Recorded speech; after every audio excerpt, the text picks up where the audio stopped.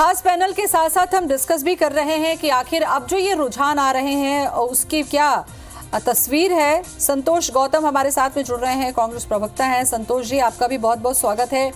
राजपाल सिसोदिया भी हमारे साथ में जुड़ेंगे बीजेपी से। राजपाल जी, आपका भी बहुत बहुत स्वागत है। संतोष जी, आपको मैं बता दूं कि रुझान में बीजेपी 10 पर आगे चल रही है और कांग्रेस 2 पर। सबसे पहली प्रतिक्रिया रुझानों को लेकर क्या है आपकी? देखिए, निश्चित ही ये प्रारंभिक रुझान है जिसमें भारतीय जनता पार्टी को बढ़त मिली है, लेकिन मुझे पूरा विश्वास है कि जैसे जैसे ये रुझान आगे आते जाएंगे कांग्रेस को बढ़त मिलेगी, क्योंकि कांग्रेस पार्टी ने जिस प्रकार से अपना चुनाव अभियान प्रारंभ किया था और जिस प्रकार से उसने भारतीय जनता पार्टी से हर मोर्चे पर बढ़त बनाई थी, और उसके पास एक एज भी था। वो एज ये था कि उसके पास ये कारण था जनता के बीच जाने का, उसको उनको बताने का कि भारतीय जनता पार्टी ने किस प्रकार गद्दारों के साथ मिलकर लालच में जनादेश प्राप्त सरकार को अपने कार्यकाल के पहले ही गिरा दिया। वो भारतीय जनता पार्टी जिसने 15 साल इस मध्य प्रदेश को बर्बाद किया और जिसके कारण जनता ने उसे 2018 में उखाड़ फेंका था, उसने लोकतंत्र में संतोष जी, बीजेपी ने क्या किया, क्या गद्दारी की, क्या धोखा दिया, क्या वादा खिलाफी की? रुझान में बीजेपी आगे चल रही है। बहुत ज्यादा वक्त नहीं है और हमेशा ये देखा भी जाता है कि रुझान ही नतीजों में तब्दील होते हैं। आपको क्या लगता है कि तस्वीर बदल जाएगी? नहीं, बिल्कुल बिल्कुल, ये तो बहुत प्रारंभिक रुझान है। जैसे जैसे अभी समय बीतता जाएगा, मैं समझता हूं कांग्रेस पार्टी भारी बहुमत से विजय दर्ज करेगी। ठीक है, सिसोदिया जी भी हमारे साथ में बने हुए हैं। राजपाल सिसोदिया जी, आपके चेहरे की तो मुस्कान बता रही है कि जो रुझान है उसको देखकर तो आप खुश हैं बहुत।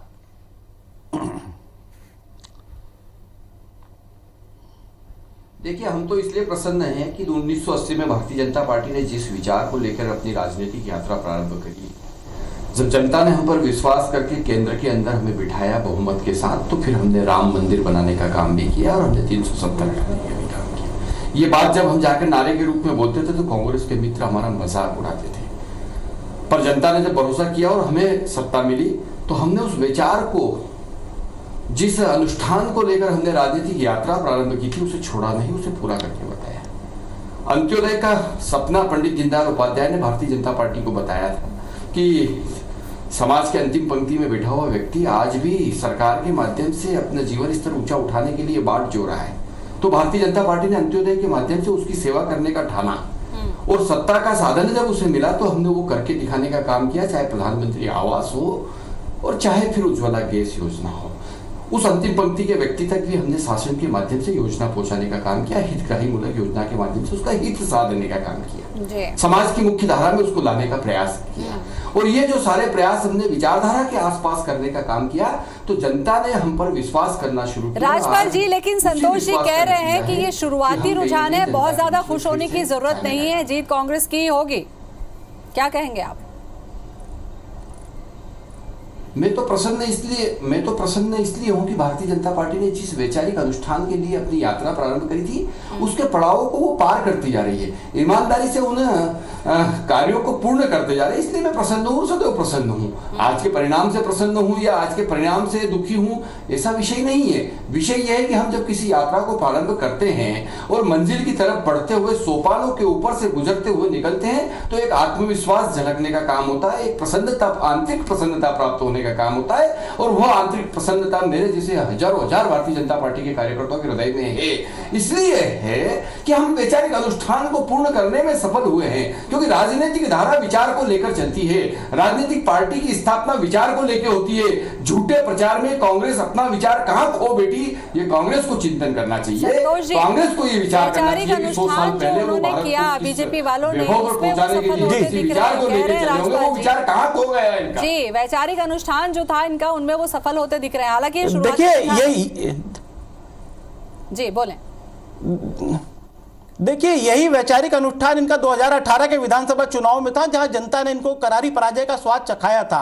तो वैचारिक अनुष्ठान जैसी कोई बात नहीं है, ये घोर अवसरवाद है जिसका इन्होंने प्रदर्शन 20 मार्च को किया था। संतोष जी, अपडेट भी मैं आपको बता दूं, 13 पे बीजेपी आगे चल रही है, वो गिराया गया। जी, और आपका जवाब मैं लेते चलूं, साथ साथ आप लोगों को भी अपडेट दूं। 13 पे बीजेपी आगे चल रही है। जब मैंने आपसे चर्चा की उस समय 10 था और ये रुझान 13 हो चुका है। कांग्रेस के पास 2 है अभी। बोले। निश्चित ही अभी बहुत से राउंड होना बाकी हैं, तो इसलिए इतने प्रारंभिक रुझानों में अभी किसी के लिए उत्साहित होने या निरुत्साहित होने की जैसी कोई बात नहीं है। कांग्रेस पार्टी अच्छा प्रदर्शन करेगी, क्योंकि मैंने भी जमीनी स्थितियां देखी है, मैंने जमीन पर काम किया है और मैंने देखा है कि भारतीय जनता पार्टी के प्रति लोगों की नाराजगी किस कदर थी। और इसलिए इस प्रारंभिक रुझानों को मैं अभी बिल्कुल पूरी तरह सही नहीं मानता हूं। जैसे जैसे दिन बीतता जाएगा प्रारंभिक रुझान जो है वो गलत साबित होंगे और कांग्रेस पार्टी को बहुमत मिलेगा। सिसोदिया जी, आप बताइए, जो इतनी बड़ी संख्या में दल बदल हुआ, और ये मध्य प्रदेश के इतिहास में पहला मौका था जब इतनी बड़ी संख्या में एक पार्टी से उठ के दूसरी पार्टी में जाना, और जो पूरा एक नाटकीय घटनाक्रम था उसको जनता ने देखा था। इन सब के बावजूद अगर ये रुझान 13 और 14 तक पहुंच रहे हैं तो क्या समझे इसे हम? देखिए, निश्चित तौर पर जैसा कि मैंने पहले भी अपनी बात को कही और अब मैं ये कहना चाहता हूं कि भारतीय जनता पार्टी की पंच निष्ठा में एक निष्ठा है लोकतंत्र पे भरोसा। देखिए, जब मध्य प्रदेश का जो पूरा घटनाक्रम हुआ उसको कांग्रेस के नजरिए से देखने के बजाय अगर एक जनमानस के नजरिए से हम देखेंगे, भारतीय जनता पार्टी के नजरिए से भी मत देखो आप, एक स्वतंत्र व्यक्ति के नजरिए से देखते हैं तो ये सामने आता है कि कांग्रेस में रोक रही हूँ क्योंकि अपडेट भी हम बताएं, क्योंकि छत्तीसगढ़ की एकमात्र सीट है जिस पर उपचुनाव हो रहा है, मरवाही। यहाँ पर कांग्रेस के ध्रुव 2300 वोट से आगे चल रहे हैं। यहाँ पर कांग्रेस लीड कर रही है अभी तक। जी बोले आप। तो मैं ये कह रहा था कि जिस प्रकार से मध्य प्रदेश का सीन बना, कांग्रेस की अच्छी भली सरकार चल रही थी और वो लोग आपस में लड़े, वो अपने पाप से गिर गई, अपने उनके झगड़े हुए, उनके वर्चस्व की लड़ाई हुई, उनके नेताओं में लड़ाई हुई, उनके लोग उनको छोड़ के आए। भारतीय जनता पार्टी तो उस समय पे जब कांग्रेस में विघटन हो गया, उस समय पर भारतीय जनता पार्टी मध्य प्रदेश में सबसे बड़े विधायक दल संख्या वाला एक दल था। और उस समय पे लोकतंत्र के प्रति आस्था की अगर हम बात करें तो हमारा कर्तव्य यह था कि मध्य प्रदेश में एक मध्यावधि चुनाव में न झोंका जाए। मध्य प्रदेश को मध्यावधि चुनाव के बोझ तले दबने से अच्छा है कि भारतीय जनता पार्टी वहां पर सरकार बनाए। और फिर हमने मध्य प्रदेश के अंदर यही तो आप लोगों के लिए किया, कहा था कांग्रेस ने कि जो सरकार चुनकर आई थी, जो सरकार चुनकर आई थी तो मध्यावधि चुनाव या बीच में इस तरह उपचुनाव की स्थिति तो बीजेपी ने क्रिएट की। यही तो कहा था ना कांग्रेस ने। नहीं, झगड़ा तो कांग्रेस में हुआ ना, बीजेपी के। हाँ, गलत कहा ना, वही मैं कह रहा हूं। जनमानस क्या सोच रहा है वो मैं बता रहा था आपको। जनमानस ये सोच रहा है कि कांग्रेस अपने अंदरूनी घर को, अपने घर को संभाल नहीं पाई, खुद का घर बिगड़ गया, खुद का घर टूट गया और उसका ठिकरा भाजपा के माथे फोड़ दिया, जो कि लोगों को समझ में आया और उन्होंने कांग्रेस के इस तर्क को खारिज करने का काम किया। देखिए, मैं बताना चाहता हूं आपको, आम जनता क्या सोचती है। आम जन ये सोचता है कि भारतीय जनता पार्टी ने तो अपना कर्तव्य पूरा करा। अगर वो सरकार हम नहीं बनाते तो मध्य प्रदेश में मध्यावधि चुनाव की स्थिति बनती कि नहीं बनती, मध्य प्रदेश के ऊपर एक आर्थिक बोझ पड़ता कि नहीं पड़ता। आज सिर्फ 28 स्थानों पे उपचुनाव के बाद में मध्य प्रदेश के अंदर जिसकी भी सरकार बनेगी वो बन जाएगी। ये आम जनता सोचती है। और आम जनता यह भी सोचती है कि भारतीय जनता पार्टी को अगर जोड़ तोड़ की राजनीति करना होती, खरीद फरोख्त करना होती, तो चौथी बार लगातार कंटिन्यू करते हम। कितना अंतर था कांग्रेस और भाजपा के बीच में? सिर्फ 4 विधायकों का अंतर था ना। तो 7 विधायक दूसरे बाहर भी तो निर्दलीय 4 विधायक जो कि हमसे संपर्क में थे, 3 विधायक अन्य दल के हमारे संपर्क में भी थे, कांग्रेस के संपर्क में भी थे, तो उस समय हम कर लेते। बताइए संतोष जी, बड़ी साफ गोई से अपने आप को, बड़ी साफ गोई से अपने आप को डिफेंड करते हुए दिख रहे हैं सिसोदिया जी। उन्होंने कहा कि उन्हें बनाना था तो चौथी बार उसी समय बना लिए होते, उन्हें जोड़ तोड़ की राजनीति नहीं करनी थी। ये आपका कलह था। देखिए, ये तो बिल्कुल हास्यास्पद है। अभी सिसोदिया जी ने बोला कि उनकी पंच निष्ठाओं में से एक है लोकतंत्र का सम्मान। ये उस पार्टी के प्रवक्ता बोल रहे हैं जो लोकतंत्र की हत्याएं करने में माहिर है पार्टी। चाहे कर्नाटक का उदाहरण ले लें, मणिपुर का उदाहरण ले लें, गोवा का उदाहरण ले लें, महाराष्ट्र में उनकी असफल कोशिश को ले लें, और फिलहाल ताजा उदाहरण मध्य प्रदेश का हम सबने देखा है। तो मैं कहता हूं कि जो लोकतंत्र की हत्याएं करने में माहिर पार्टी है, वो अगर लोकतंत्र के सम्मान की बात करे तो हंसी आती है उनकी ऐसी पंच निष्ठा पर। और दूसरा, मैं अभी एक साफ कर देना चाहता हूं कि ये कह रहे हैं कि भारतीय कांग्रेस पार्टी जो है अंदरूनी कलह से गिरी है। अरे भाई, सांवेर की सभा में अपने कार्यकर्ताओं को संबोधित करते हुए मुख्यमंत्री शिवराज सिंह चौहान ने यह साफ किया था कि आला कमान के कहने पर उन्होंने सरकार गिराई है। तो क्या मुख्यमंत्री झूठ बोल रहे थे? क्या शिवराज सिंह झूठ बोल रहे थे कि आला कमान के कहने पर उन्होंने सरकार गिराई है? और आला कमान के कहने पर यदि सरकार गिराई है तो निश्चित ही यह लोकतंत्र की हत्या है, जनादेश का अपमान है, जनादेश की पीठ में छुरा घोंपा गया है। और ऐसा कहने से कि हमने लोकतंत्र का सम्मान किया और बड़ी बड़ी बातें करने से ये अपराधी से दोष मुक्त नहीं हो जाएंगे। ये लोकतंत्र के अपराधी हैं और जनता इनको निश्चित ही दंड देगी। लेकिन जनता का रुझान तो कुछ और ही बता रहा है संतोष जी। 15 सीटों पर बीजेपी आगे हो चुकी है, अब तक 5 पर कांग्रेस है। ये 5 और 15 का आंकड़ा रुझान का अभी चल रहा है। अगर यही जनादेश जनता दे रही है तो फिर इसका मतलब क्या है? साफ साफ बदल जाएगी तस्वीर फिर। मैं ये कह रहा हूं कि अभी तो प्रारंभिक रुझान है, अभी 9:30 भी नहीं बजा है सुबह का। मैं कह रहा हूं कि जैसे जैसे दिन बीतेगा 12-1 बजेगी, तस्वीर साफ होगी और मुझे पूरा विश्वास है कि भारतीय जनता पार्टी के पास कोई कारण नहीं है जीतने का, क्योंकि उन्होंने जो 15 वर्षों तक काम किया है उसका दंड जनता ने उनको दे दिया था। लेकिन उन्होंने फिर बलात् कब्जा कर लिया है लोकतांत्रिक मूल्यों को धता बताते हुए, तो निश्चित ही जनता कांग्रेस को अपनी तरफ से नवाजेगी। चलिए, वो तो आप ठीक कह रहे हैं, लेकिन रुझान पर ही चर्चा होती है, क्योंकि जब ईवीएम की मशीनें खुलती हैं तो रुझान जो बढ़ते जाते हैं उस पर ही चर्चा करते हैं। तो इस वक्त बड़ी खबर हम आपको बता दें कि जौरी सीट से बीजेपी के प्रत्याशी आगे चल रहे हैं। 15 सीटों पर बीजेपी रुझान में आगे, कमलनाथ की 15 सीटों पर बीजेपी आगे चल रही है और 5 पर कांग्रेस आगे चल रही है। तो ये दशा और दिशा तय करेगी कि मध्य प्रदेश में बीजेपी वापसी सीट पर काबिज रहेगी, सत्ता पर बनी रहेगी, या कांग्रेस लौटेगी। हालांकि कमलनाथ जिस आत्मविश्वास के साथ बोलते दिखे वैसा रुझान दिख नहीं रहा है। बता सकते हैं कि इस पोस्टल बैलेट में ये आगे हैं, ये पीछे हैं। पोस्टल बैलेट कभी भी पूरे चुनाव के रुझान का मापदंड नहीं होता है। मैं समझता हूं कि अभी थोड़ा इंतजार करना चाहिए सबको। कांग्रेस को अभी कितनी उम्मीद है? कांग्रेस को पूरी उम्मीद है कि हम सारी सीटें जीतेंगे और पूरा विश्वास है हमें मतदाताओं पर। Thank you sir. तो कांग्रेस को पूरा विश्वास है, क्योंकि पोस्टल बैलेट पे बहुत ज्यादा उम्मीद नहीं है। लेकिन जौरी सीट से बीजेपी के सूबेदार सिंह रजौदा आगे चल रहे हैं। आपको बताते चले बड़ी खबरें। जौरा सीट से बीजेपी के सूबेदार सिंह रजौदा आगे चल रहे हैं। बीजेपी से 15 और कांग्रेस के 5। मुरैना से कांग्रेस के राकेश मवई आगे चल रहे हैं।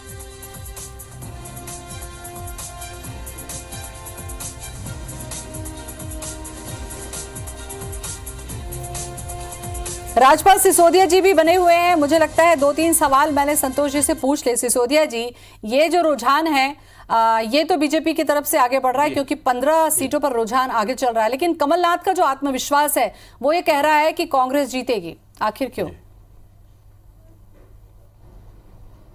सिसोदिया जी,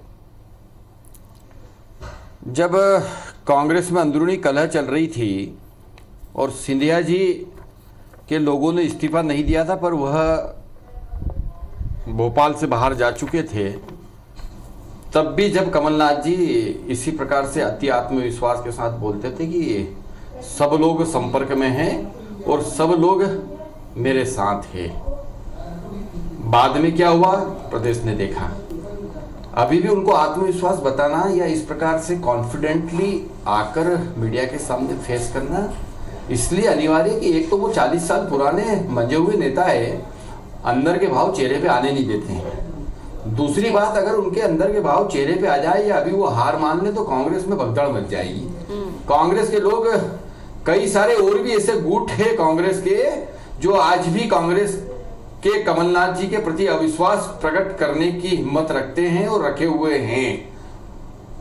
अब वो भगदड़ ना मचे, 11 बजे तक इनके विधायकों की संख्या कम ना हो जाए, विधानसभा में और लोगों के इस्तीफे ना पहुंच पाए, इसके लिए इनको इस प्रकार का कॉन्फिडेंस बताना पड़ेगा, विधायकों की बैठकें करना पड़ेगी।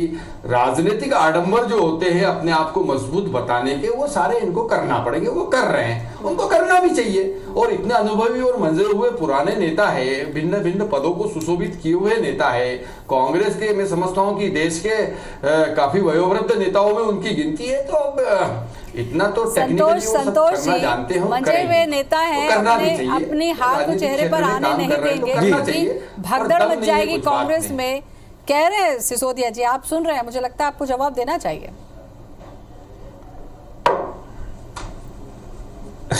देखिए, ये बात तो बिल्कुल हास्यास्पद है कि कमलनाथ जी को इस प्रकार से बता रहे हैं कि चेहरे के ऊपर अपने भाव नहीं आने दे रहे हैं। मैं कहता हूं कि कमलनाथ जी की जो बॉडी लैंग्वेज है उससे स्पष्ट है कि उनको अभी इन चुनाव परिणामों से बहुत उम्मीदें हैं और चुनाव परिणाम निश्चित ही कांग्रेस के पक्ष में आएंगे। मैंने कहा ना कि अभी तो बहुत ही प्रारंभिक रुझान है, अभी जरा दोपहर बीतने दीजिए, 12-1 बजे के समय सारी तस्वीर स्पष्ट हो जाएगी कि राजपाल सिसोदिया जी का कॉन्फिडेंस जो है वो सही साबित होता है या कमलनाथ जी का कॉन्फिडेंस सही साबित होता है। संतोष जी, बड़े दिग्गजों ने प्रचार किया है, आपने देखा कि कांग्रेस में कमलनाथ ने धुआंधार प्रचार किया है, जनता के सामने में उन तमाम मुद्दों को रखा है जो बीजेपी की तरफ से उनको मिला था। आपको लगता है कि दल बदल के अलावा कुछ ऐसे मुद्दे रहे जिस पर जनता वोट करेगी कांग्रेस को? निश्चित ही दल बदल के अलावा हमने तो विकास के मुद्दों पर चुनाव लड़ा है। हमने ये कहा कि हमने 27 लाख किसानों की 11,500 करोड़ की कर्ज माफी की है और जिसको कमल पटेल जी ने, जो कृषि मंत्री है भारतीय जनता पार्टी के, उन्होंने विधानसभा में स्वीकार किया था। तो भारतीय जनता पार्टी इस बात से तो मुकर नहीं सकती। हमने 100 रुपए में 100 यूनिट बिजली जनता को दी थी, जनता उससे लाभान्वित हुई थी, प्रदेश के 90% उपभोक्ता उससे लाभान्वित हुए थे। इस प्रकार की कई कल्याणकारी योजनाएं, जैसे कन्या विवाह की राशि हमने 28,000 से बढ़ाकर 51,000 की, हम 27,000 करोड़ के इन्वेस्टमेंट के MOU हमने साइन करवाया केवल 1.5 वर्षों के भीतर। तो ये सब बातें जनता ने देखी है और जनता के पास कोई कारण नहीं है कि भारतीय जनता पार्टी को वो वोट करे। भारतीय जनता पार्टी ने तो यहां लोकतंत्र की हत्या की है और उसके जो पुराना कार्यकाल था, जो जंगल राज था, और जिसको केंद्र का ही नीति आयोग ये बताते रहा कि बिहार और झारखंड के बाद मध्य प्रदेश नीचे से तीसरे क्रम पर है। और आपने देखा कि महिला अत्याचारों में मध्य प्रदेश नंबर 1 था, यहां 47,000 बलात्कार हुए, कुपोषण में नंबर 1 था, यहां का जो अलीराजपुर जिला है वो भारत का इथियोपिया कहा जाता था। तो इस प्रकार की बहुत सारी बातें हैं जिसको भारतीय जनता पार्टी के शासनकाल में जनता ने भुगता है और निश्चित ही इन परिणामों के प्रति मैं पूरी तरह से आशान्वित हूं कि जैसे जैसे दोपहर बीतेगी कांग्रेस का पक्ष मजबूत होगा। ठीक है, आपका आत्मविश्वास और पूर्व सीएम कमलनाथ का भी आत्मविश्वास देखेंगे क्योंकि अभी तो वक्त है। इससे पहले दर्शकों को बड़ी खबर हम बताते चले तो मध्य प्रदेश की खबरों पर भी अपडेट लगातार हम आपको बता रहे हैं। बिना ब्रेक लिए ग्वालियर से बीजेपी के प्रद्युमन सिंह तोमर आगे चल रहे हैं। तो रुझान की बात करें तो बीजेपी 15 सीटों पर रुझान में अपनी बढ़त बनाए हुए है और कांग्रेस 6 पर। डबरा सीट से बीजेपी की इमरती देवी आगे चल रही हैं। ये वो बड़े नाम है जिस पर सभी की नजरें हैं। ब्यावरा सीट से बीजेपी प्रत्याशी नारायण सिंह पवार आगे चल रहे हैं और बदनावर सीट से बीजेपी के प्रत्याशी राज्यवर्धन सिंह दत्तीगांव आगे चल रहे हैं और सुर्खी से प्रत्याशी गोविंद सिंह राजपूत भी आगे चल रहे हैं।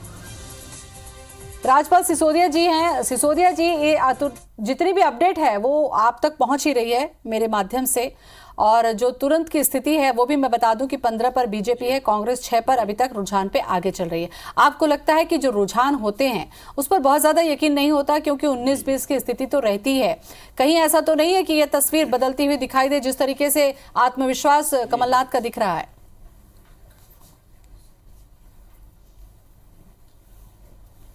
देखिए, जनता जनार्दन ने जो फैसला किया है वो फैसला ही अब रिजल्ट के रूप में आ रहा है।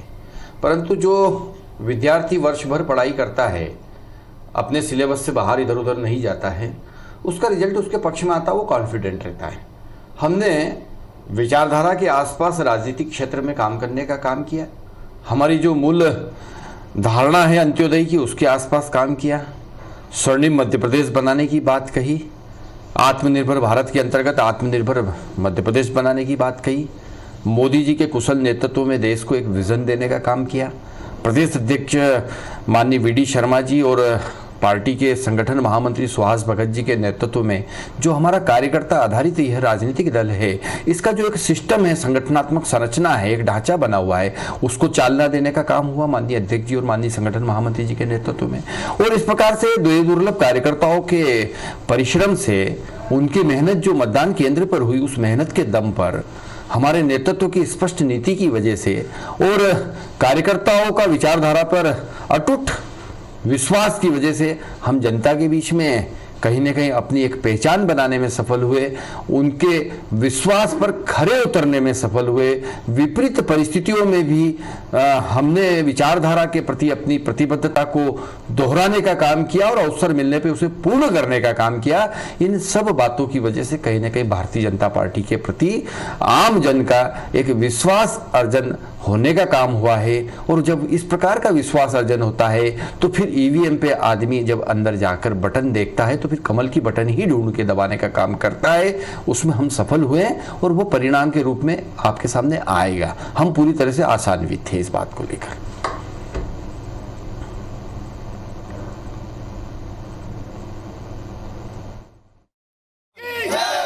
और उस पर लगातार हम चर्चा कर रहे हैं। हमारे साथ में बने हुए हैं संतोष गौतम जी और राजपाल सिसोदिया जी, और अब हमारे साथ में हमारे managing editor doctor Shrichand Mishra ji भी जुड़ चुके हैं। श्री जी, स्वागत है आपका। शुरुआती रुझान पर आप क्या कहेंगे? देखिए, अभी जो रुझान आ रहे हैं उसमें साफ तौर पे सबको मालूम है कि मालवा में भारतीय जनता पार्टी का कैडर बेस्ड काम ज़्यादा अच्छा है। और जब इस चुनाव का आकलन चल रहा था तब भी ये मान के चल रहे थे लोग बाग कि मालवा से बीजेपी को गेन होगा। और जहाँ तक ग्वालियर चंबल संभाग की बात है, वहाँ पर भारतीय जनता पार्टी को मेरे ख्याल से उतने अपेक्षित नतीजे नहीं मिल रहे हैं। जिनकी स्थिति बहुत अच्छी बताई जा रही थी, मुन्ना लाल गोयल जैसे लोग, वो भी वहाँ पर उतनी अच्छी स्थिति में नहीं है। वोटों का जो अंतर दिखाई दे रहा है वो उतना मजबूत नहीं दिखाई दे रहा है। तब भी ये कहूँगा कि बीजेपी ने जिस तरह से कांग्रेस के आयतित लोगों के आधार पर ये चुनाव लड़ा और अपने कैडर को उसके साथ एसोसिएट किया, अभी तक के रुझान में ये तो ऐसा लग रहा है कि भारतीय जनता पार्टी ने जो बूथ लेवल पे काम किया है और उनके जो मुख्यमंत्री हैं, मध्य प्रदेश के मुख्यमंत्री शिवराज सिंह चौहान, उन्होंने जो सीटों पर मेहनत की है, खासतौर पर मालवा अंचल में उन्होंने जो मेहनत की है उसका नतीजा साफ तौर पर दिखाई दे रहा है। हालांकि कुछ सीटें ऐसी जिनके बारे में पहले से कहा जा रहा था भारतीय जनता पार्टी की वहाँ मजबूत स्थिति है, उसमें अनूपपुर भी एक था, ब्यावरा भी एक था, आगर मालवा भी एक था, सांवेर में कांटे की टक्कर बताई जा रही थी। तो ऐसी स्थिति है। और जो हाट पिपलिया है जहाँ पे राजवीर सिंह चल रहे हैं, तो राजवीर सिंह को अपने कांग्रेस और शिरीष जी देखिए, कांटे की ये जो टक्कर है इसको IBC 24 पल के अपडेट जो बता रहा है उसको भी देखते हुए आप देख सकते हैं कि ये हमारी विश्वसनीयता है जिस पर दर्शकों का भी विश्वास है कि हमारे जो विश्लेषण है, हमारा जो अपडेट है, इसको बीजेपी मुख्यालय में देखा भी जा रहा है। ये निश्चित रूप से हम लोग ने जिस तरह से सभी सीटों पर 28 से 27 सीटों पर हमने जो अपने संवाददाता और जो हमारे न्यूज़ में कंट्रीब्यूट करने वाले लोग हैं उनके माध्यम से जो तस्वीर पेश की थी और जो जितना वाइड कवरेज हमारे चैनल का था, तो निश्चित रूप से मध्य प्रदेश की जनता का विश्वास, जैसे छत्तीसगढ़ में हमने विश्वास अर्जित किया और छत्तीसगढ़ की हम धड़कन बने हुए हैं, वही स्थिति हमारी मध्य प्रदेश में भी है। और वहाँ के जो नेता, खासतौर पर सत्ताधारी दल है, वो भी हमारे ऊपर उतना ही विश्वास करते हैं जैसा कि छत्तीसगढ़ में देखा जाता है। बिल्कुल। संतोष गौतम भी बने हुए हैं हमारे साथ, राजपाल सिसोदिया भी बने हुए हैं। संतोष जी, रुझान देखिए 18 हो चुका है, 10 से मैं बात कर रही हूँ, 18 हो चुका है, कांग्रेस का अभी 6 चल रहा है। क्या अभी भी आप रुझान के नतीजे में बदलने की बात हर जगह से यही पता चल रहा है कि अभी केवल शुरुआत। बिल्कुल अभी तो शुरुआती रुझान है और हर जगह से यही खबरें आ रही कि 1 या 2 राउंड हुए हैं और अभी 20 से भी अधिक राउंड होना बाकी है। तो मैं समझता हूं कि अभी बहुत ज्यादा राउंड ऐसे हैं जिनकी गिनती होना बाकी है। तो कांग्रेस पार्टी तो पूरी तरह से आशान्वित है कि वो अच्छा प्रदर्शन करेगी, क्योंकि वो अपनी बात जनता तक पहुंचा पाई है। उसके कार्यकर्ताओं ने जी तोड़ मेहनत की है और जनता ने भी उस पर इसलिए भरोसा किया है क्योंकि भारतीय जनता पार्टी के पास कोई कारण नहीं था गिनाने का। तो मैं समझता हूं कि प्रारंभिक रुझान नतीजों में परिवर्तित नहीं होने वाले हैं। बिल्कुल सिसोदिया जी, मुझे लगता है बहुत ज्यादा खुश होने की अभी जरूरत नहीं है। 1-2 राउंड ही हुआ है, जैसा कि संतोष जी ने भी आपसे कहा, तस्वीर बदलते भी वक्त नहीं लगता है। बहुत तेजी से रुझान जो है वो तस्वीर बदल देते हैं, इसलिए थोड़ा संभलना होगा क्या?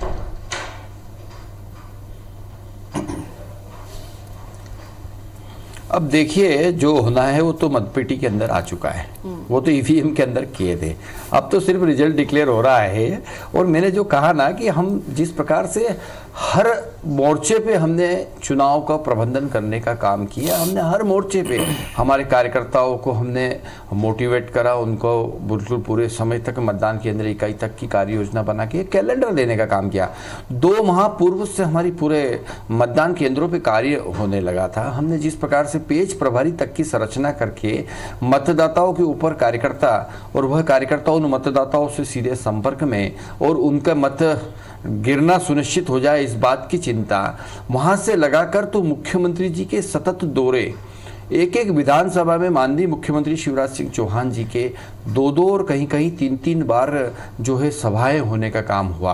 उन्होंने जाकर वहां जनता के बीच में अपनी बात रखी, अपने विषय को रखा, और जब बात रखी तो अपार जन समर्थन माननीय मुख्यमंत्री जी को मिलने का काम हुआ। जैसा कि मैंने बताया कि संगठन के हमारे माननीय प्रदेश अध्यक्ष वीडी शर्मा जी, माननीय संगठन महामंत्री आदरणीय सुहास भगत जी, हमारे तमाम प्रदेश के पदाधिकारीगण, तमाम हमारे जिला अध्यक्षगण, जिले के नेतागण, विधानसभा के प्रभारीगण, इन लोगों ने जिस प्रकार से कार्यकर्ताओं के बीच में जाकर इस पूरे चुनाव अभियान को चालना देने का काम किया, शिरीष जी, कार्यकर्ताओं के बीच अब हमने प्रयास जो सर्वोत्तम भारतीय जनता पार्टी चुनाव के लिए कर सकती थी, वो हमने करने का काम किया। शुरू किया था सिसोदिया जी। पर मैं सिसोदिया जी सिसोदिया जी, मैं आपकी एक बात से बड़ा सहमत हूँ कि आपके जो मुख्यमंत्री हैं उन्होंने, आपने बोला 2-3 बार दौरे किए, ना 2-3 बार नहीं, उन्होंने कई विधानसभा सीट पर 4 बार 5 बार तक दौरे किए, 2-2 रोड शो किए।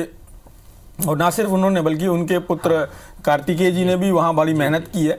तो 2 चीज़ें तो यदि चुनाव परिणाम आपके अनुरूप होता है तो इसमें निश्चित रूप से जो बात की जाएगी वो आपकी पार्टी ने मेहनत की है बूथ लेवल पर। जैसे भी आपने बोला कि पन्ना प्रभारी तक आपने बनाए थे पहले से, और खासतौर पर आपकी पार्टी के जो बड़े नेताओं ने एक साथ मिलकर जो रैलियां की, उसने माहौल बनाने का निश्चित रूप से काम किया। क्योंकि आपके लिए तो बहुत ही विपरीत परिस्थिति थी, क्योंकि सारे जो कैंडिडेट थे वो आयातित थे, आपकी पार्टी के ज़्यादातर लोग नहीं थे।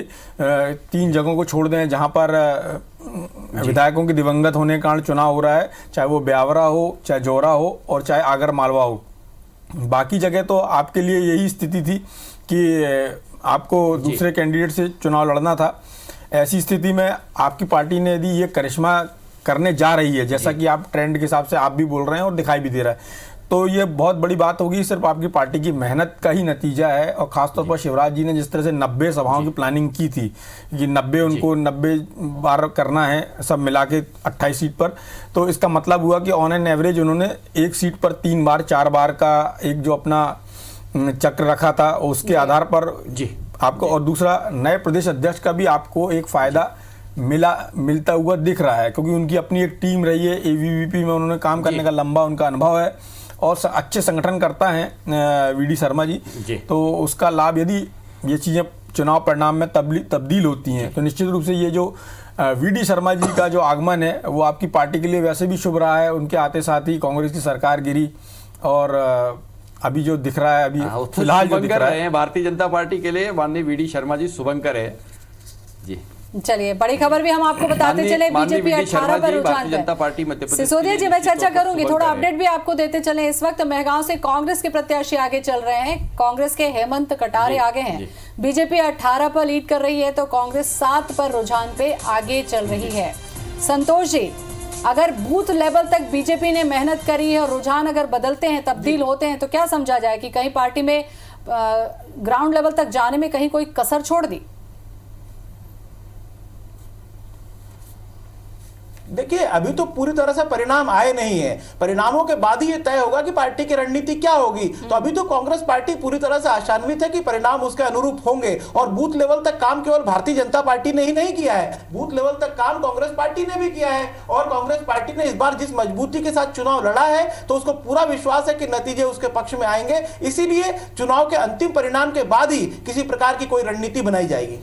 खैर गौतम जी, चुनाव के परिणाम के बाद तो रणनीति बनेगी पार्टी की, और जीत हार के आधार पर आप अपनी रणनीति बनाएंगे।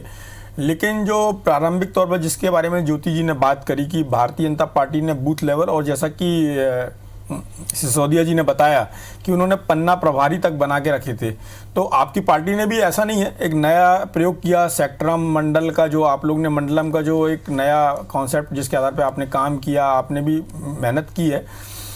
पर मुझे ऐसा लगता है कि यदि, जैसा कि शुरुआत में दिखाई दे रहा था, और भारतीय जनता पार्टी के सामने भी दुविधा थी कि दूसरी पार्टी से आए हुए कैंडिडेट और अपनी पार्टी के कैडर को उसके साथ एसोसिएट करना, ये उनके लिए बड़ी चुनौती थी। लेकिन आपकी पार्टी उस चुनौती के बावजूद, या उसका सामने बात करें, आपकी मेहनत की बात करें, तो आपकी पार्टी ने भी मेहनत की है। लेकिन जो जनता का रुझान था, या जिस चीज़ को आप इनकैश कर सकते थे, शायद उसको इनकैश करने में, प्रारंभिक रुझान की बात कर रहा हूँ, फाइनल परिणाम जब आएगा तो उसकी समीक्षा अलग कर ली जाएगी।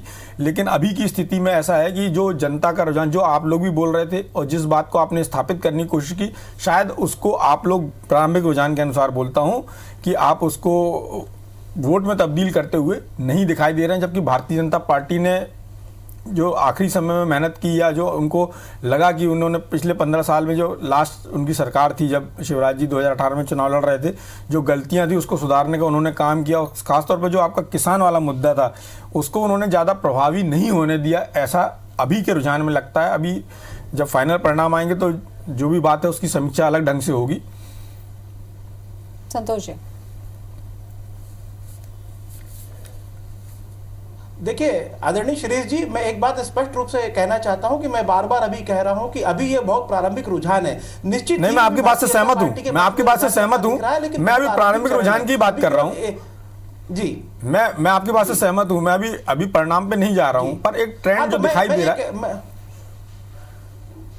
बिल्कुल बिल्कुल, निश्चित ही भारतीय जनता पार्टी की अगर बात कर रहे हैं कि भारतीय जनता पार्टी ने बूथ लेवल पर तक मेहनत की है, तो मैंने स्वयं ग्राउंड में देखा है। मैं सांवेर के मीडिया समन्वयक के रूप में काम कर रहा था और मैंने भी गांव-गांव में देखा है कि कांग्रेस के कार्यकर्ताओं ने जिस उत्साह से काम किया है वह अभूतपूर्व था। तो मुझे तो पूरा विश्वास है कि प्रारंभिक रुझान नतीजों में तब्दील नहीं होंगे। निश्चित ही कांग्रेस पार्टी के एक एक कार्यकर्ता ने इस चुनाव में जान लगाई है। कमलनाथ जी ने पूरी मेहनत की, और जिस प्रकार अभी शिवराज जी की चर्चा चल रही थी कि वो प्रत्येक विधानसभा में कई कई बार गए हैं, वैसे ही कमलनाथ जी ने भी इस चुनाव में जी तोड़ मेहनत की है। और निश्चित ही हमें 5 वर्षों के लिए जनादेश मिला था, जिसे 1.5 वर्षों में गिरा दिया गया। जनता के बीच में हमें मुद्दा ले जाने में मेरे हिसाब से सफल रहे हैं, और ये परिणाम नतीजों में तब्दील नहीं होंगे, मुझे पूरी आशा है। और इसके बाद जो भी जनादेश होगा उसके ऊपर उस तरीके से विचार किया जाएगा, आगे की रणनीतियां तय की जाएंगी। लेकिन इस बात में कोई शक नहीं है कि कांग्रेस के एक एक कार्यकर्ता ने पूरी मेहनत की है। बिल्कुल, और अपडेट भी हम आपको बताते चले साथ साथ में, क्योंकि 19 पर बीजेपी आगे चल रही है और कांग्रेस 7 पर है। संतोष जी,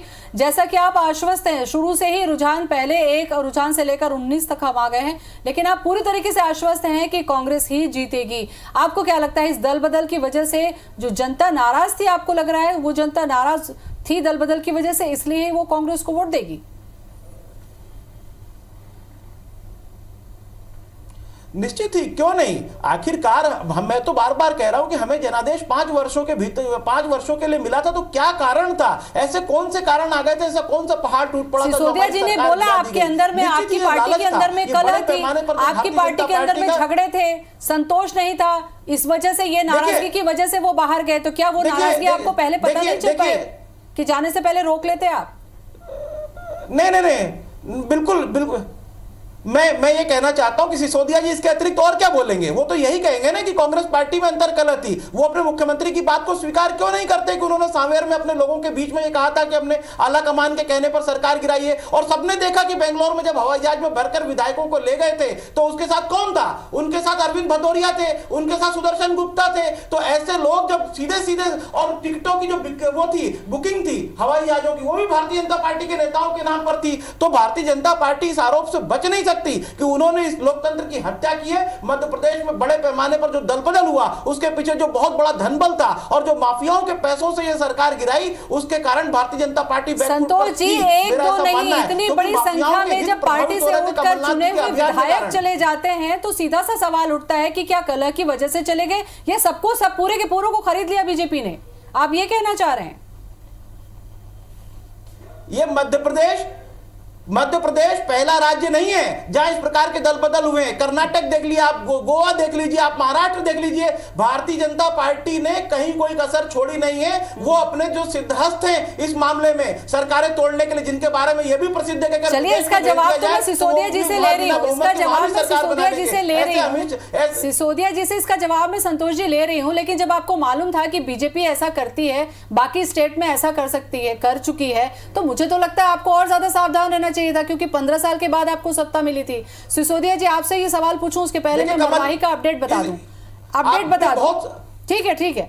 आपसे मैंने पूछा, जवाब मैं लूंगी, अपडेट बता दे बीजेपी। ज्योति जी, इस बीच में आपको बताना चाहूंगा कि जो खबर आ रही है आगर से, वहां प्रथम चरण में विपिन वानखेड़े 180 मतों से आगे चल रहे हैं कांग्रेस की। बोले सिसोदिया जी। जी, मैं ये कहना चाह रहा था कि जो प्रश्न आपने मुझसे पूछा है उस प्रश्न का जवाब मध्य प्रदेश की जनता जनार्दन ने दे दिया और वो ईवीएम में बंद है, जो कि राउंड वाइज राउंड खुलता जा रहा है। देखिए, ये चुनाव निश्चित तौर पर भारतीय जनता पार्टी के लिए परीक्षा की घड़ी थी, क्योंकि हम जब भारतीय जनता पार्टी के वैचारिक अनुष्ठान में बात करते हैं तो हम ये कहते हैं कि हमारा दल कार्यकर्ता आधारित दल है और यहाँ पर उम्मीदवार कमल का फूल होता है, व्यक्ति यहाँ उम्मीदवार नहीं होता है। ये बात हम शुरू से कह रहे हैं और इस बात को प्रमाणित करने का ये अवसर था, जिस अवसर पर उम्मीदवार कल तक किसी अन्य राजनीतिक दल के नेता हुआ करते थे, उन्होंने भारतीय जनता पार्टी के विचार को अंगीकार करा, स्वीकार करा और हमारे कैंडिडेट बने। तो जो हम बोलते थे उसको साबित करने का चुनाव यह उपचुनाव था 2020 का। इसलिए भारतीय जनता पार्टी तो अग्नि परीक्षा पे थी। भारतीय जनता पार्टी के कार्यकर्ता तो अग्नि परीक्षा दे रहे थे, उनको अपने वैचारिक अनुष्ठान के तथ्य को साबित करना था और उस साबित करने में हम सफल हुए। उम्मीदवार कोई भी हो, भारतीय जनता पार्टी के कार्यकर्ता के लिए उम्मीदवार अगर कोई होता है तो वो सिर्फ हमारा चुनाव चिन्ह अर्थात कमल का फूल होता है। और यह बात हमने पेज प्रभारी तक के हमारे उस कार्यकर्ता ने साबित करने का काम किया। उसे कोई मतलब नहीं था कि उसके यहाँ जो वोट मांगने आ रहा वो चेहरा कौन है, वो क्या है, उसे कोई मतलब नहीं था। उसे सिर्फ एक जुनून था और वो जुनून ये था कि मुझे मेरी मां समान भारतीय जनता पार्टी के चुनाव चिन्ह को जीताना है और उसमें हम सफल हुए।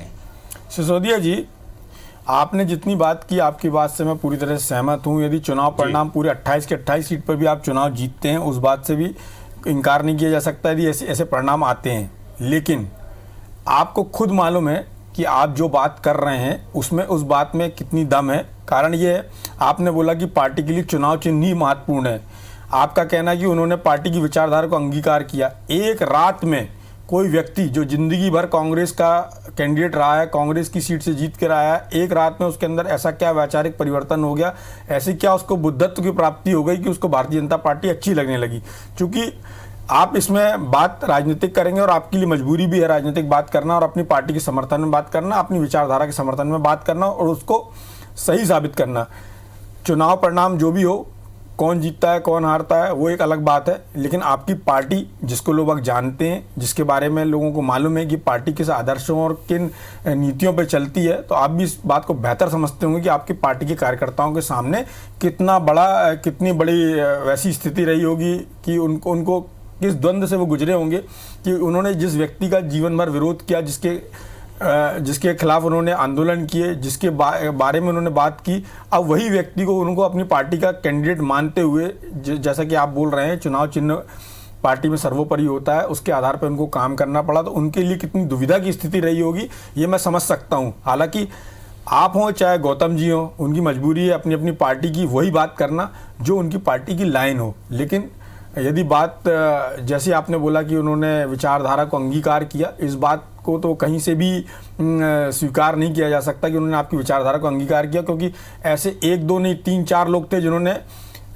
मंच पे खड़े होकर बकायदा बोला कि पंजा छाप को वोट दो। फिर उन्होंने कहा कि हमारे तो दिल में, हम शुरू से पंजे छाप पे थे इसलिए हमने पंजे की बात की, चाहे सिंधिया जी हो चाहे और दीगर कैंडिडेट हों। इवन बीएसपी के एक चुनाव प्रचारक ने तक कांग्रेस की बात की थी। वो एक दूसरा मुद्दा है, चुनाव जीतना एक दूसरा मुद्दा है। लेकिन आपने जो बात अभी की, विचार की, पार्टी के सिंबल की, वो बातें सब अपनी है। सबसे बड़ी कार्यकर्ता के सामने दुविधा नहीं थी, कार्यकर्ता के सामने कठिन परीक्षा नहीं थी। परीक्षा तो आपके मुख्यमंत्री जी जो 4थी बार बने, जिनको 3री बार उस समय जनता ने रिजेक्ट किया था और उसके बाद अभी वो फिर से 4थी बार बने, उनके लिए अग्नि परीक्षा थी, सिंधिया जी के लिए अग्नि परीक्षा थी और कमलनाथ जी के लिए अग्नि परीक्षा थी। सबको अपने आप को कसौटी पे कसना था। ये पार्टियों के लिए कोई, मेरे हिसाब से पार्टियों के लिए कोई अग्नि परीक्षा नहीं थी। बिल्कुल श्रेष्ठ जी, और ये चुनाव न तो केवल जीत हार के लिए मायने रखेंगे, क्योंकि ये बहुत सारी चीजें को तय करने वाले हैं। और आपको बता दूं, इस वक्त की जो सबसे बड़ी खबर है कि मध्य प्रदेश में 28 सीटों पर जो उपचुनाव हो रहे हैं, सभी के रुझान आ चुके हैं। रुझान में 19 पे आगे चल रही है बीजेपी, कांग्रेस चल रही है 8 में और अन्य में भी एक रुझान पे आगे चल रही है।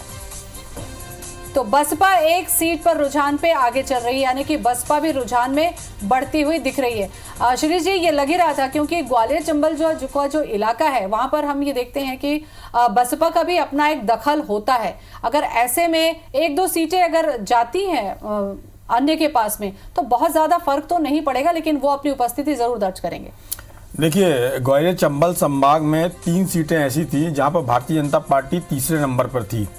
एक जगह निर्दलीय नेहा किन्नर आगे थी, एक जगह बीएसपी का कैंडिडेट आगे था और एक और जगह बीएसपी का कैंडिडेट आगे था। तो इसलिए वहाँ पर जो बीएसपी का एक प्रभाव क्षेत्र है, वहाँ पर जो दलित वोट बैंक है, उसका प्रभाव साफ तौर पर देखा जाता है। इसलिए बहुजन समाज पार्टी ने मालवा अंचल में अपने कैंडिडेट नहीं उतारे, उसने अपने कैंडिडेट ग्वालियर चंबल संभाग में ही उतारे। उसका रीजन था कि उनका वहाँ पर एक वैचारिक उनके मानने वाले लोग हैं, उनके कार्यकर्ता हैं और उस विचारधारा से अपने आप को तादाद में स्थापित करने वाले लोग भी हैं। तो उत्तर प्रदेश से जुड़ा हुआ होने का भी एक बड़ा फ़ायदा उनको मिलता है, क्योंकि वहाँ पे बहुजन समाज पार्टी का एक बड़ा वर्चस्व है। तो इसका फ़ायदा बहुजन समाज पार्टी हमेशा उठाती है। और यदि आप इस पूरे चुनाव में देखें तो कांग्रेस ने बहुत सारे बहुजन समाज पार्टी के उम्मीदवारों को अपना उम्मीदवार बनाया और बहुजन समाज पार्टी ने भी सपा के एक उम्मीदवार को अपना उम्मीदवार बनाया। तो ये पार्टियों में एक शिफ्टिंग हुई है, कैंडिडेट्स की शिफ्टिंग हुई है। चाहे कांग्रेस के कैंडिडेट भारतीय जनता पार्टी से लड़े, कुछ भारतीय जनता पार्टी के 1-2 कैंडिडेट ऐसे थे जो कांग्रेस से लड़े, और यही स्थिति बहुजन समाज पार्टी के लोगों की भी थी। इसका मतलब है कि बहुजन समाज पार्टी का वहाँ पर एक वोट बैंक है जिसको उन्होंने इनकैश करने की यहाँ पे कोशिश की। हालांकि उनकी पार्टी के कोई बड़े नेता चुनाव प्रचार के लिए नहीं आए, इसलिए जो भी कैंडिडेट यदि आगे चल रहा है तो वो अपनी काबिलियत और अपने समाज के वोट बैंक या उसके अपने प्रभाव क्षेत्र के कारण उसको फायदा मिल रहा है। बिल्कुल। और स्टूडियो में मेरे साथ IBC 24 के managing editor doctor Shrish Chandra Mishra साहब मेरे साथ मौजूद हैं। श्रीश जी, जब से वोटिंग नहीं हुई थी उससे पहले से ही हम ऑफिस में भी कई बार चर्चा कर चुके हैं, चाहे वो आपकी केबिन में हो, न्यूज़ रूम में हो, चाहे हम इलेक्शन डेस्क पर हो, लगातार यही चर्चा करते थे कि यहाँ जातिगत ज़्यादा चलेगा या व्यक्ति की छवि चलेगी या स्थानीय चलेगा या क्षेत्रवाद चलेगा, क्योंकि इन 16 सीटों पर सबसे ज़्यादा फोकस करके हम चल रहे थे, क्योंकि बीजेपी ने सबसे ज़्यादा फोकस 7 सीटों पर किया था। वहाँ से तो खबर यही आ रही कि वो आगे चल रही है, एक आध सीट में ज़रूर आगे पीछे हो रहा है, लेकिन न फूल पे, न पंजे पे, न हाथी पे मोहर लगेगी जाति पे। नहीं, ऐसा नहीं है जी, फूल पे पंजे पे नहीं और हाथी पे भी नहीं, ऐसा भी नहीं हुआ। लोगों ने हाथी पे भी नहीं, जाति पे भी नहीं, अलग अलग जगह कैंडिडेट्स की क्या स्थिति रही है, पार्टी ने वहाँ कितनी मेहनत की है, उनके पार्टी के जो स्टार प्रचारक हैं उनकी कितनी मेहनत रही, उसका जरूर असर पड़ा है। जी, अरुण यादव कुछ कह रहे हैं, जरा उनको सुनते हैं।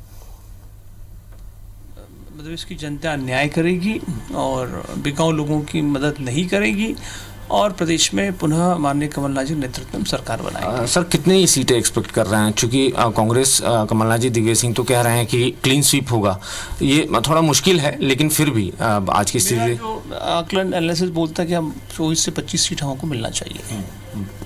इतना कॉन्फिडेंस कैसे सर? एग्जिट पोल आपने देखे होंगे तमाम, आपका भी एग्जिट पोल जिन टीवी चैनल्स देखा है मैं सम्मान करता हूँ, लेकिन एक्चुअल फैक्ट्स फिगर्स तो जब जनता वोट करती तभी आता है, और कुछ चुनिंदा लोगों से हम 2.5 लाख लोगों का आकलन नहीं कर सकते जो वोटर्स हमारा है।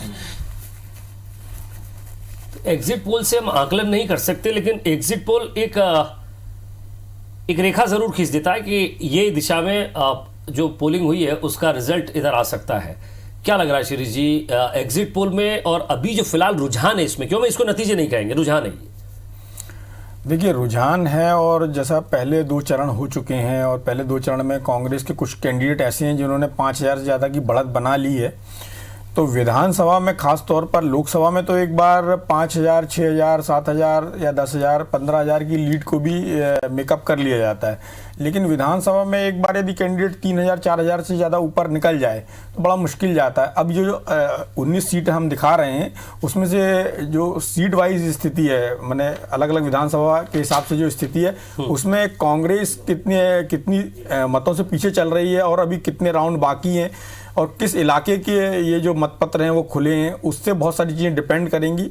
लेकिन अभी के जो शुरुआती रुझान है उसमें जो भारतीय जनता पार्टी ने एक बढ़त बना ली है, कांग्रेस के लिए अभी इसको मेकअप करना, चूँकि अभी दिन का 10 बज रहा है और मतगणना शुरू हुए 1 घंटा हुआ है और अब अभी कम से कम 4 से 5 घंटे और मतगणना चलनी है। ऐसी स्थिति में बहुत स्थिति ऐसी आएगी कि जहां पर आगे पीछे की स्थिति बनेगी, लेकिन ज़्यादातर सीटों में स्थिति ऐसी रहने वाली है और कुछ सीटें ऐसी होंगी जो एक जिस ट्रेंड में चल रही उस ट्रेंड में ही चलेंगी। वो आगे चल रहे हैं तो आगे ही चलेंगे और उसमें कैंडिडेट का ऊपर बहुत डिपेंड करेगा। जैसे कुछ कैंडिडेट ऐसे हैं कि उनकी अपनी छवि रही है, उनकी पार्टी भले उनको सपोर्ट नहीं करती रही है लेकिन उसके बावजूद उनकी छवि ऐसी रही है जहाँ पर वो लगातार आगे होते रहे हैं।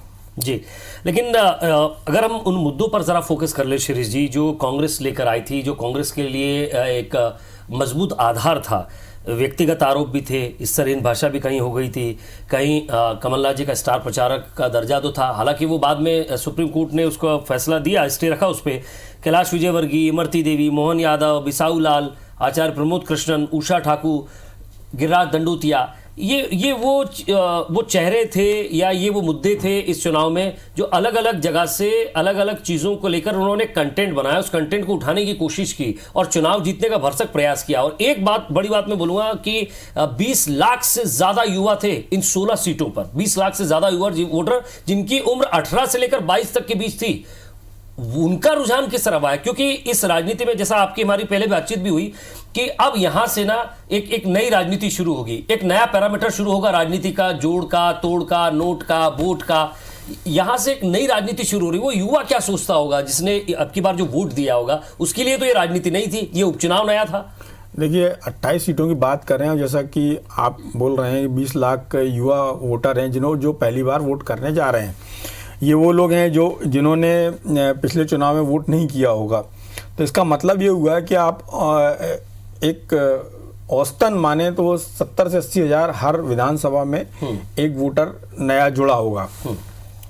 ऐसी स्थिति में वो वोटर किसकी तरफ गया है और उसको कौन सी चीज़ें अच्छी लगी हैं, उसने जो भी वो वोटर है उसने शिवराज सिंह की जब सरकार शुरू हुई थी, मैंने 15 साल पहले, 16 साल पहले, उस समय वो एक छोटा बच्चा रहा होगा और ऐसे में उसका एक्सपीरियंस उस सरकार को लेकर तो नहीं होगा। उसका एक्सपीरियंस जो भी होगा वो कमलनाथ सर की सरकार के 15 महीने के और शिवराज सिंह की सरकार के 17 महीने के, जो उसके जब उसकी राजनीतिक चेतना उसमें आना शुरू हुई होगी तब उसको इन सब चीज़ों का ज्ञान होना शुरू होगा कि किसकी सरकार अच्छी, कौन सी नीति है, केंद्र सरकार में कौन सा नेता, किस पार्टी के, उनकी क्या नीति है।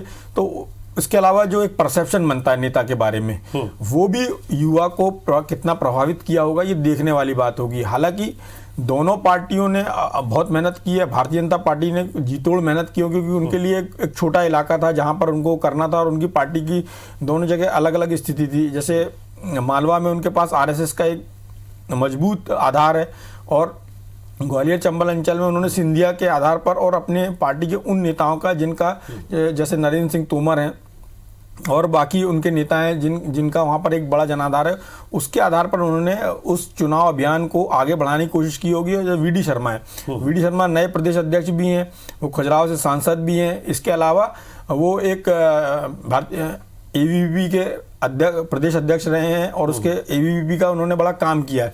ऐसी स्थिति में उनके पास जो एक युवाओं की टीम थी और उन्होंने संगठन के आदमी हैं, तो उनको भी काम करने का, जो निचले लेवल पर काम करने का अनुभव है। भारतीय जनता पार्टी को इन सब चीज़ों का बड़ा फायदा मिला होगा। वहीं कांग्रेस ने भी अपने आप को बहुत चेंज किया है, लेकिन भारतीय जनता पार्टी के मुकाबले वो कितना उसको चेंज कर पाए हैं और उसको कितना मीट आउट कर पाए हैं, ये एक बड़ी बात इस चुनाव परिणाम से तय हो पाएगी कि कांग्रेस किस स्थिति में है। क्योंकि प्रारंभिक रूप से चुनाव हुआ तो कांग्रेस के पास सहानुभूति लेने का एक कारण था, लेकिन भारतीय जनता पार्टी ने उस सहानुभूति को कितना डाइल्यूट किया है, ये भी इस चुनाव और अपनी चीज़ों को कितना स्थापित किया। जबकि कांग्रेस ने तो 28 सीटों के लिए पूरा अलग अलग चुनावी संकल्प पत्र बनाया था और वो जनता में कितना प्रभाव कर पाया है, ये सब चीज़ों का भी आकलन इस चुनाव परिणाम के बाद होगा। जी, एक 3 चीज़ें ज़रा गौर करने वाली रहेंगी शिरीष जी इसमें। एक गद्दार, दल बदलू और नोट तंत्र। इनका इस चुनाव पर कितना फर्क पड़ा ये समझ में आता है क्या? क्योंकि शुरुआती रुझान 1 घंटा अगर हम रुक जाएंगे, 1 घंटे और अगर हम रुक जाएंगे तो हमें समझ में आने लग जाएगा कि आखिर इन तीनों चीज़ों का कितना असर पड़ा होगा मध्य प्रदेश में। देखिए विजय जी, हमको शुरू में लगता था कि ये फैक्टर्स काम करेंगे, ये फैक्टर्स जनता को रुझाएंगे, लेकिन जैसा कर्नाटक में हुआ वहाँ पे भी ऐसी स्थितियाँ बनी और उसके बाद फिर वहाँ पर दोबारा से सरकार बना ली गई।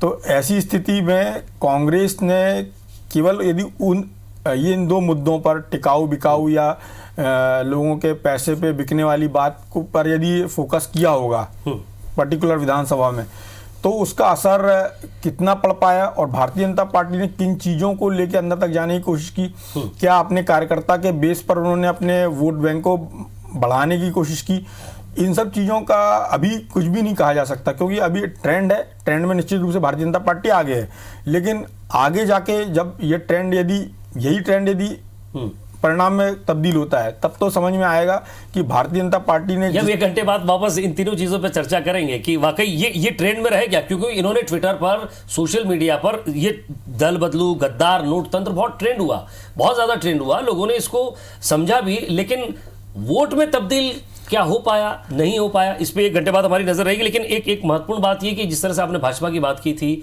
भाजपा का ये लास्ट में जो एक बयान आया था कि फ्री कोरोना वैक्सीन, ये फ्री कोरोना वैक्सीन काम किया क्या बाद में? फ्री कोरोना वैक्सीन तो यदि काम करता तो फिर बिहार में भी काम कर जाता। हाँ तो इसका मतलब है कि फ्री कोरोना वैक्सीन तो काम नहीं किया, लेकिन ठीक है, भारतीय जनता पार्टी के पास वो एक ऐसी पार्टी जो पूरी तरह से चुनाव मोड में रहती है हमेशा। बाकी पार्टियों के साथ दिक्कत यह है कि वो चुनाव के समय ही चुनाव मोड में आती हैं। भारतीय जनता पार्टी ऑलवेज चुनावी मोड में रहती है, क्योंकि वो एक ऐसी पार्टी है जो लगातार देश के अलग अलग हिस्सों में चैलेंज के साथ चुनाव लड़ रही है। जैसे अभी आप देखें तो भारतीय जनता पार्टी की जो मेहनत चल रही है वो पश्चिम बंगाल में चल रही है, तो वो पार्टी हमेशा एक चुनावी मूड में रहती है। पार्टी को नुकसान कब होता है? भारतीय जनता पार्टी को नुकसान तब होता है जब वो या उसके एलाइड पार्टनर बने लगातार सत्ता में होते हैं, 10 से 15 साल की स्थिति होती है, तब भारतीय जनता पार्टी के नुकसान में दिखती है। लेकिन मध्य प्रदेश में क्या हुआ है, चेंज ओवर हुआ कमलनाथ जी का टाइम, उससे भारतीय जनता पार्टी को एक तरह से कहें संजीवनी मिल गई दोनों तरह से, कि जनता के बीच में उनकी पुरानी चीज़ों को उनको भुलाने में आसानी हुई, जिनके कारण जनता ने उनको खारिज किया था 2018 के चुनाव में। और इस 7 महीने के दौरान शिवराज सिंह ने उन सब योजनाओं या उन सब चीज़ों पर फोकस किया जहां पर कमलनाथ जी चूक गए थे। ऐसी स्थिति में उन्होंने इस चीज़ का भरपूर लाभ उठाने की कोशिश करी और साथ में उनको केंद्र की नीतियों का भी बहुत सारा चीज़ों का फ़ायदा मिला और नए प्रदेश अध्यक्ष का उनको फ़ायदा मिला। तो ये सब चीज़ें ऐसे फैक्टर थे जिसके कारण भारतीय जनता पार्टी की जो मेहनत थी वो अभी हमको जो यदि उसको सही माना जाए, हमारे इस आकलन को यदि इस अभी ये प्रारंभिक रुझान के अनुसार इस आकलन को माना जाए तो वो उसके साथ सामने बिठाता हुआ दिखता है।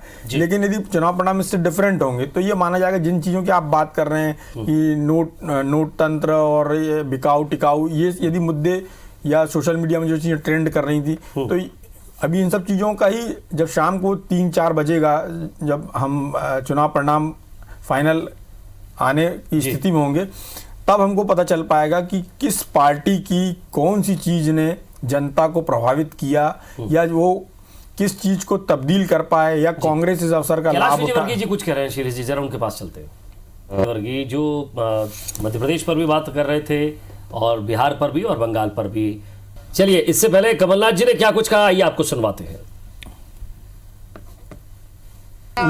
मुझे मध्य प्रदेश के 28 सीटों के मतदाताओं पर पूरा विश्वास है कि वे सच्चाई का साथ देंगे और मध्य प्रदेश का भविष्य सुरक्षित रखेंगे। ये परिणाम है पोस्टल बैलेट के।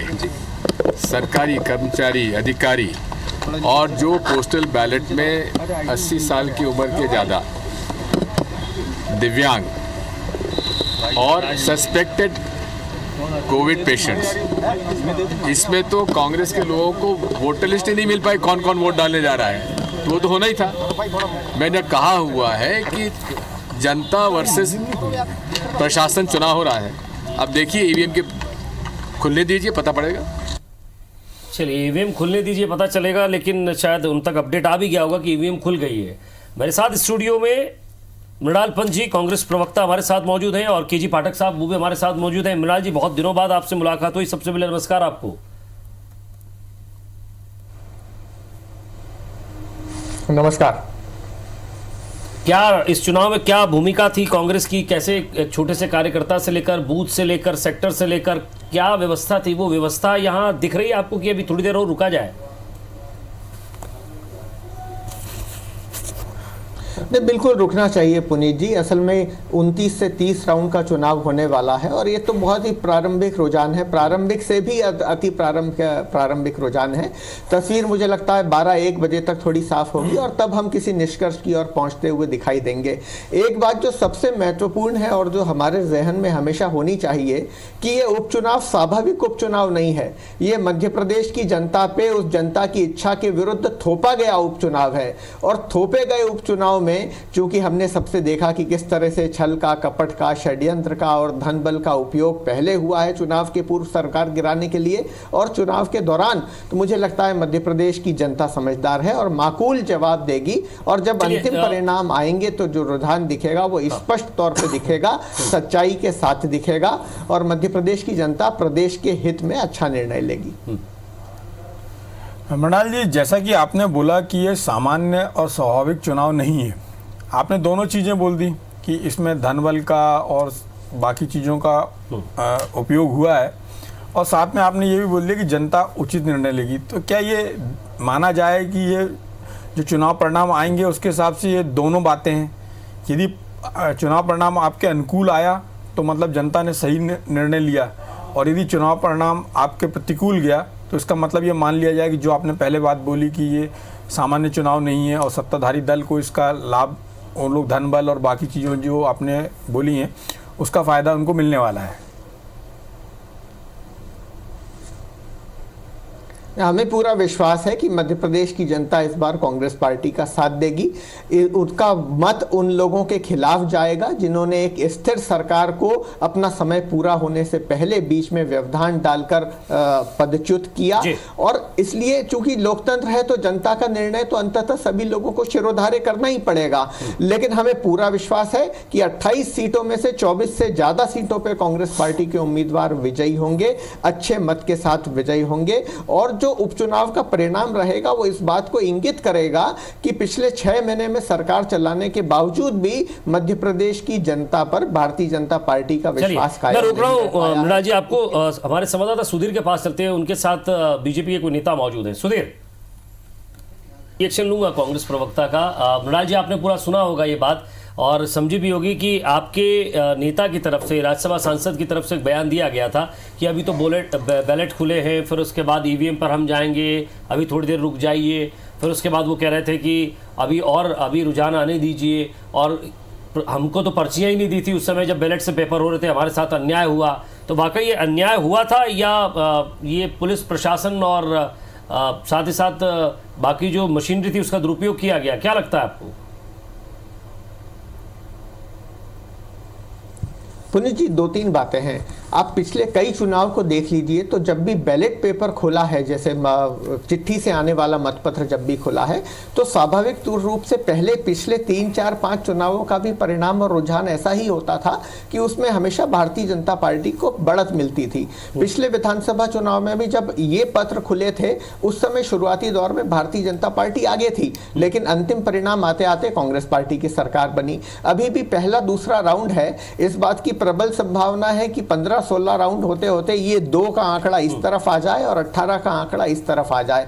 तो अभी कुछ भी कहना बहुत जल्दबाजी होगी। मेरा मत है कि थोड़ा सा इंतजार करना चाहिए, किसी भी नतीजे पर नहीं पहुंचना चाहिए। ये बात ठीक है कि भारतीय जनता पार्टी ने सत्ता में रहने के कारण उपचुनाव में सत्ता के प्रभाव का पूरा उपयोग किया, जितना उपयोग कर सकते थे उतना किया।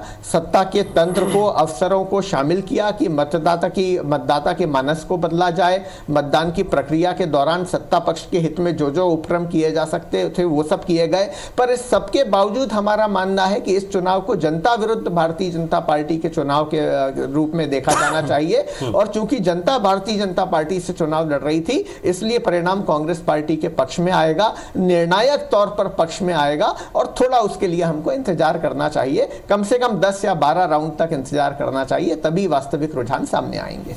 मृणाल जी, मेरा एक सवाल था आपसे कि अभी के जो चुनाव के नतीजे दिख रहे हैं, मतलब रुझान दिख रहे हैं, जो इसको आप कांग्रेस पार्टी के एक नेता के रूप में कैसे देखते हैं? ये किस चीज़ को दिखा रहे हैं, किस चीज़ को दिखाते हैं?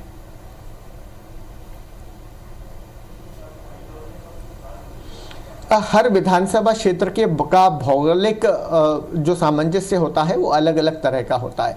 हमने कई बार ऐसा देखा है कि एक क्षेत्र विशेष की जब पेटियां खुलती हैं तो वो किसी एक पार्टी के पक्ष में जाती हैं।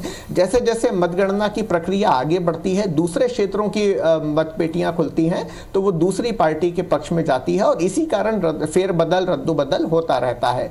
तो ये बहुत पहले या दूसरे चरण में कई बार जब बूथ के नंबर से पेटियां खुलती हैं तो ऐसा सामान्य तौर पर माना जा सकता है कि किसी बूथ पे किसी पार्टी विशेष का अगर प्रभाव ज्यादा है तो प्रारंभिक रुझान उसके पक्ष में जाते हैं, परंतु ये पूरी विधानसभा के सभी मतदाताओं की भावना का प्रतिनिधित्व करने वाला रुझान नहीं होता। इसलिए शुरुआती रुझान को मतगणना का या फिर संभावित परिणाम का संकेत मानना इतनी जल्दी मेरी दृष्टि में उचित नहीं होगा। हमें कम से कम 12 बजे तक 10 राउंड पूरे होने तक इंतजार करना चाहिए और तब जो तस्वीर निकल कर आएगी उसको आधार बनाया जा सकता है, उसको संकेत माना जा सकता है कि वो किस दिशा में जाएंगे। हालांकि वो भी निर्णायक परिणाम नहीं होंगे। निर्णायक परिणाम तो 16 या 17 राउंड के बाद ही हमें स्पष्ट तौर पे दिखाई देंगे कि